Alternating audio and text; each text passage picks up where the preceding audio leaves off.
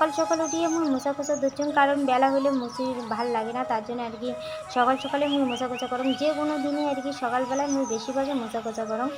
তো মুই মুছে ধরছুম, যেহেতু মাটির ঘর মুছতে এখন সময় লাগে, তার জন্যে আর কি সকাল সকাল মুই বালতির জল কাদা নিয়ে আর কি মোছা শুরু করছুম। তো সব ঘরেই মুই মোছা শেষ, এলাকালে রান্নাঘরটাই বাকি আছে। তো রান্নাঘরটায় মুই ঘরটার ভিতরটা মুছি দিয়েছুম আর চালিতে এলা মুছে দিচ্ছুম। যেহেতু আগুন সকালবেলা মুছে রাখলে পরে সারাদিন আমি অন্য কাজ করি পাম, তার জন্য আর কি সকাল সকাল মুছে দিচ্ছুম। আর বিশেষ করে কী কতো, যখন রোদ উঠে তখন মুখ মুছে রাখানাও ইচ্ছে করে না, তার জন্য আর কি খুব সকালবেলা উঠিয়ে মুখ মুছে দিচ্ছুম এটি। তো সবগুলো ঘরে মুই মুছে শেষ, খালি রান্নাঘরটাই বাকি ছিল, আর রান্নাঘরটা মুছে দিচ্ছুম। রান্নাঘরটা মুছে দিচ্ছে, আরও অন্য কিছু কাজ করে লাগবে। আর এদিকে না ভাগিনে নিয়ে এসেছিল, এদিকে আবার বড় ভাগিনে নিয়ে এসেছিল ড্রাগন ফল আর কিছু মৌসুমি, আর মৌসুমিগুলো আমার কাটি কেটে শেষ করে দিছে, আর ড্রাগন ফলগুলো আর লাস্টে কাটি দিয়েছে। চলো তোমার ভিডিওটা লাগ। তো সকালবেলা উঠি আমি স্নান করে নিয়েছিলাম আগর, তো স্নান করে টরে ভাবি দিচ্ছেন যে মুই কী করি। তো চালও কিছু ছিল, আর চালগুলো ঝাড়ে রাখলে ভালো হবে কি হবে না, তো মুই বসে বসে ভাবি দিচ্ছেন।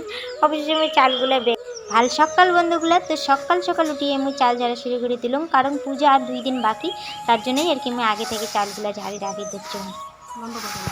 বন্ধুগুলা তোমরা সবাই কেমন আছেন? আশা করো অনেক অনেক ভালো আছেন। তো তোমারগুলার আশীর্বাদে কিন্তু মুইও অনেক অনেক ভালো আছেন।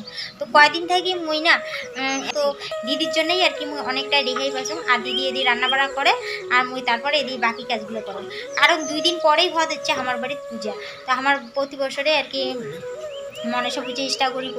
তো আগে তো মনসা পুজো চলে গেছে, তো প্রতি বছরেই মনসা পুজো করি। তো সারাদিনটাই আমি ব্যস্ত ছিলাম, সকালবেলা চাল টাল ঝাড়ার পরে তো ওই দিদি রান্না করছিল, আর রান্না করে খাওয়ার পরে এলাচ নিয়ে এখানে বসিয়ে রেস্ট করে দিচ্ছুম। তো ভাবলুম যে এখানে ব্লগ করুম, তো তার জন্যই মুই আসলুম। তোমরা কিন্তু কাউ কিছু মনে করেন না। এলাকা হচ্ছে বিকেল, আর বিকেলবেলায় খাওয়া দাওয়া করার এখানে রেস্ট করার পরে আমরা চলে যাচ্ছি বাজার, আর বাজার আছে নিজের পছন্দ মতো শাড়ি কিনে নিয়ে যান।